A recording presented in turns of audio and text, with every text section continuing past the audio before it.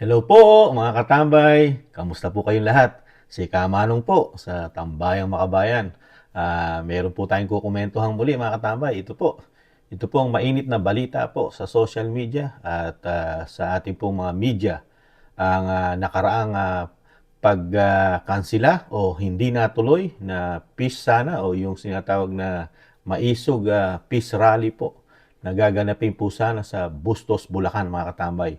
Yan na po, ang malaking problema po ngayon ay ito na po. Ididimanda na po ngayon ang mga sangkot po sa pagpigil at pagharang na hindi matuloy po ang rally po. Ito pong maisog sa Bustos, Bulacan. Ito na po, isa pong magaling at batikang abogado ang nagpahayag po ngayon sa balita mga katambay na ididimanda nila ang lahat ng sangkot dito sa naganap na pagpigil ng Bill of Rights o freedom ng kalayaan ng ating pamamahayag o salita, ang freedom natin sa freedom of expression and freedom of speech mga katambay. Pakinggan na po natin si Attorney Harry Roque mga katambay at komentuhan po natin. Wala pong masama para magtipon-tipon para ilabas itong mga hinaing ng taong bayan dahil yan naman po ay katotohanan. So, ang pangako po natin, lahat po nung mga nagkaroon ng papel sa pagkakansela ng maisog, ididimanda po namin kayo. Dahil ang pagtitipon-tipon na mapayapa para nga iparating ang hinaing sa gobyerno, yan po ay karapatan na inyong linabag. At kapag inyo'y linabag yan, yan po ay isang krimen. Yan po ay coercion. At hindi lang po yan sa mga pulis na hindi man lang taga-Bustos na naroroon na nangharang ng mga tao, mananagot po kayo, we will see you in the ombudsman. Hindi po pwede na lalabagin ang karapatang pantao at kayo po ay hindi mapaparusahan. Sisiguraduhin po namin na itong napaka-importanting kalayaan na kung wala pong kalayaan ng malayang pananalita ay walang demokrasya, ay mapoprotektahan ng sa ganun. Hindi na po maulit itong Bustos. Yan po mga katambay. Talagang dapat po talagang gawin po yan ni Attorney Roque, ni Attorney Harry. Kasi ngayon lang po ulit nangyari po yan sa pagkakatanda ni Kamanong. Di po ba? Yung ganyan pong sobrang panggigipit po na hindi naman magulo ang nagiging rally po sa pangunguna po ni dating Pangulong Duterte, yung mga rally. Kasi nakita naman po natin, naging peaceful naman po yung mga rally na ginaganap po itong maisog. Dahil nag-umpisa po ito, di po ba, sa Cebu. Nakita naman natin, naging peaceful po yung kanilang rally ron. At ganun din po, dito po sa nakaraan po sa Mindanao, sa Davao del Norte. Naging peaceful din po mga katambay yung rally. Ang hindi lang po, sinasabi ko nga lang po, ang hindi lang po naging peaceful yung rally ron nung pagkatapos noon, yung gobernador po. Dahil yung gobernador po na pumayag di umano doon sa rally, doon sa maisog sa Davao del Norte, na-suspindi po mga katambay. Yun lang po ang naging mabigat na ganti di umano sa pagpayag niya raw doon sa matuloy yung maisog doon po sa Davao del Norte. Yun po, ibalik po natin kay Atty. Harry Roque. Tama po dapat po talagang bigyan po ng aksyon o kasuhan, lalo po sa ombudsman. Ito pong mga pumigil, lalo po dito po sa LGUs, dahil ang LGUs po ang nagpatupad ng pagpigil. Kasi kung makikita po natin sa mga balita, laman po ng balita, kahit po sa social media mga katambay, pati po yung abogado ng City Hall ng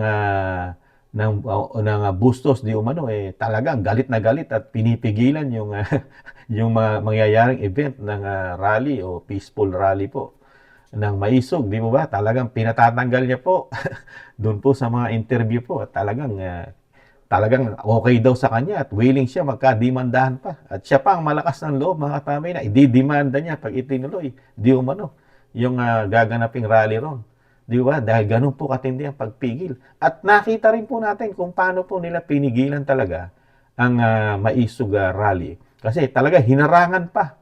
Dahil kitang-kita natin, panood din natin sa mga media at lalo sa social media, talagang naglagay po ng malaking truck doon sa area na talagang yung papasukan ng mga ating mga kababayan na makikiisa doon sa gaganaping rally, talagang truck na po. 16-wheeler truck po ang hinarang po doon. Binalagbag po mga katambay. At ganun din po doon sa mga karsada na pupuntahan o papasok doon sa venue, sa Bustos, naglagay din po ng mga harang para hindi po makapunta ang ating kababayan, mga katambay. Kasama po ang kapulisan dahil hindi naman din natin masisi ang mga kapulisan at ang mga barangay tanod o chairman dahil sumusunod lang po sila sa taas kung ano po ang idideklara o ilalatag ng nasa taas. Yun po ang susundin ng LGUs eh. Kaya lang po, ang nagiging damage po, ang pinakamalaking damage, ay sa kanila. Hindi po ron sa nag-uutos, di ba? Yun ang nakikita ni Kamanong. Kasi sila yung napapahamak.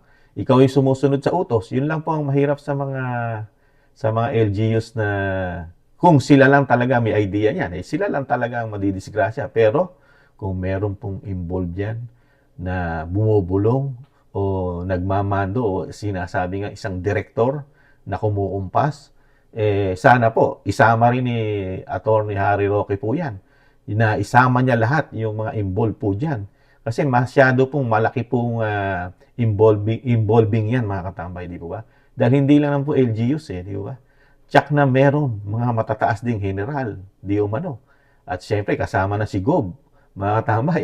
Syempre, sino po ba ang isang ama o ng LGUs na sinusunod din ng mga mayors? Eh di ba ang isang gobernador ng isang probinsya katulad ng Bulacan? Ang pagkakaalam po natin isang artista rin po na naging gobernador po ngayon ng Bulacan, I think si Daniel o Fernando po yata, mga katambay, ang gobernador diyan. Nakakagulat lang po kasi sa Cebu hindi nagka-problema, may gobernador din doon, di ba? At ganun din po sa Maisog, yung Maisog na ginanap po sa Davao del Norte, na patupad din po, natuloy at natapos po, di ba? Yung gobernador nga lang nagka-problema, pero yung Maisog, nairaos po yung peaceful rally po, di ba? Kaya po, ito po ay napakalalim pong investigasyon ang mangyayari po rito, Attorney Harry Roque, dahil napakarami pong sangkot dito po sa naging pagpigil po sa gaganapin po sana ng Maisog peaceful rally. Kaya po ito, sa nakikita ni Kamanong, matagal pa po ito. Matagal na usapin po ito pag dinala mo sa ombudsman. At talagang kailangan din makahanap po, siyempre, ng matibay na ebidensya rin ang Attorney Harry Roque. Pero sa nangyari po kasi ito, talagang nalalagay na sa alanganin yung mayor ng Bustos kasi yung lugar niya mismo ang paggaganapan at mismo yung mga tauhan niya na siya yung mayor, yun ang nagagamit doon sa mga pagpigil, di po ba? Kaya mas iipit dito sa tingin ni Kamanong, ipit na ipit po ang mayor ng Bustos dahil mismo siya ay nakita sa aksyon, yung kanyang mga alipores, yung mga kanyang kapulisan at kasama ng mga barangay, gamit na gamit po sa pagpigil. Kaya sa nakikita ni Kamanong, unang mapipitpit ang yagballs ni mayor ng Bustos, mga katambay. Pero itong sila governor at yung sinasabing mga PNP officials o matataas, hahanapan pa talaga ng ebidensya ni Attorney Harry Roque yan. Pero sa sinasabi din naman ni Attorney Harry Roque, yung karapatan din natin, isa ring matibay na ebidensya ni Attorney Harry Roque po yun, mga tambay. Totoo po yun. Dahil nalabag po ang karapatan ng ating mga kababayan, lalo ni Pangulong Duterte na isa na ring ordinaryong citizen po ngayon. At ganun din po si Kamanong. Lahat po tayong mga Pilipino natanggalan ng karapatan na magpahayag po ng malayang pagpapahayag sa nakikita natin sa gobyerno dahil kailangan po natin magsalita. Kung hindi natin nagugustuhan at meron tayong gustong iparating sa gobyerno natin, lalo sa nakaupo sa panahon po ngayon, karapatan po ng isang malayang Pilipinas at Pilipino na isang demokrasyang Pilipino, di ba? Dahil meron po tayong Bill of Rights, mga katambay, at meron po tayong freedom of expression at freedom of speech na nasusunod dapat sa ating bansa. Yan po yung hindi dapat kinikitil, di ba? Kaya napakarami pong usapin po. Dahil po isingit ko lang, pati po yung freedom po ng malayang mamamahayag sa Pilipinas, ng mga media, nakikitil na rin po ngayon, mga katambay. Malaking usapin na rin po ngayon, di ba? Na binabakbakan din po. Siningit ko lang binabakbakan na rin po sa Kamara at sa Senado. Pilit pinatatanggal ang malayang isang istasyon na dapat ay malaya nagpapahayag sa ating bansa. Kaya po, tama po itong ginawa ni Attorney Harry Roque na i-push niya na po para hindi na po pamarisan at hindi na po maulit. At pati ang mga LGUs ay malaman nila yung karapatan ng taong bayan, lalo-lalo yung Bill of Rights ng isang Pilipino, ng mga Pilipino. Saka sana matandaan o tumatak din sa utak ng mga LGUs natin at mga governors na malaki ang karapatan ng mga Pilipino. Hindi po dapat sila ang nasusunod, ang mga halal ng bayan, dahil mismo mga Pilipino ang naghahalal din sa kanila. Kaya po, sa gagawin po ni Attorney Harry Roque, sana po maliwanagan at malinawan ang mga isip, lalo na pagdating sa batas at karapatan nating mga Pilipino. Sana po matamo po o malagay po sa mga puso nila at isipan na hindi po puro pamumulitika at isang tao lang ang magdidikta na kahit na labag na sa batas, kailangan nilang sundin. Di po ba mga katamay? Kaya kailangan din na magkaroon po talaga ng ganitong aksyon ang isang magaling na abogado na dapat mo talagang dalin. Tama po dalin mo sa tamang venue, tamang proseso, yung mga ganitong mabibigat na talagang dapat mabago, lalo sa katulad nito sa LGUs, sa ating mga mayors, sa ating mga gobernador, di ba mga katamay?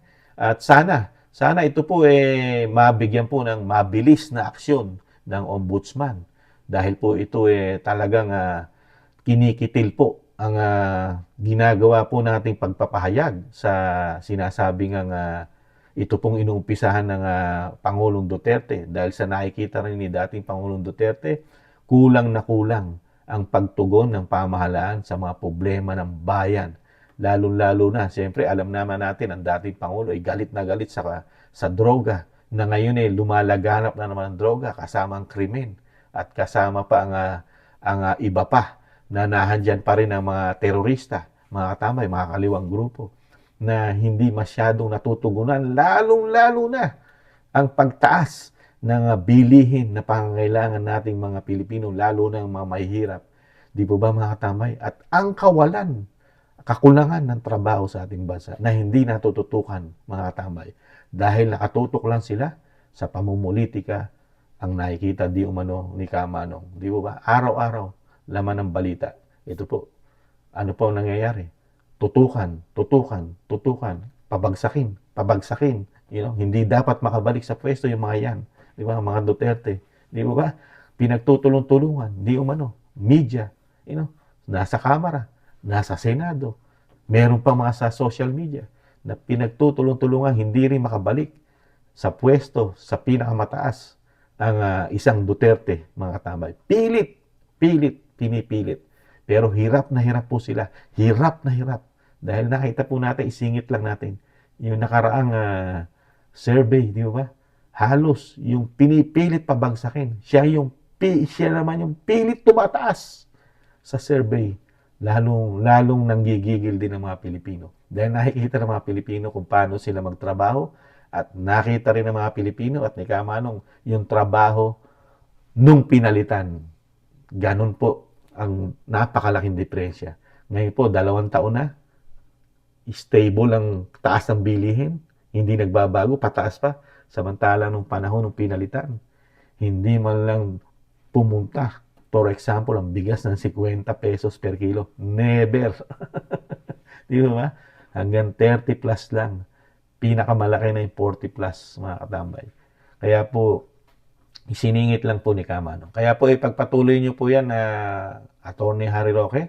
Nasa likod nyo po ang majority ng mga Pilipino, lalo po sa ganito pong issue na pagkitil po ng kalayaan ng ating freedom of speech and expression, at parang tinatanggal na rin po yung ating Bill of Rights ng isang sinasabing gobyerno natin ngayon, na sana ay sana ay mabigyan po ng tamang hustisya po ito ng pati po yung ating kasing sinasabi pong nasa mataas na posisyon di umano, parang nagagamit po yata masyado yung kanilang power. Parang hindi na po yata sila natatakot sa batas na gobyerno ang sila rin ang gumawa ng mga batas. Parang yung batas binabaliwala po nila. Kinikitil po nila mga katambay. Huwag naman po sana. Dahil yan po nangyari lang po yan noong mga panahon na martial law ang ating bansa. Wala pa naman po martial law ang ating bansa para kitilin mo. Para kitilin mo yung malayang pagpapahayag na peaceful na rally na hindi magulo, walang riot, hindi nagkakaproblema sa karsada, 'di ba? Hindi nagrarally sa karsada, 'di ba? Kumukuha ng venue para hindi sila makadistorbo, 'di ba? Isang place lang. Hindi katulad ng mga nakikita natin rally ng mga akbayan. Talagang mga Pilipino nagdudusa lalo sa karsada nila ginaganap. Yung ating mga biyahero, 'di ba? Ubod ng traffic ang binibigay sa atin. Pero ang maisog, kumukuha ng tamang venue na hindi sila makakapahirap sa ating mga kababayan, di ba?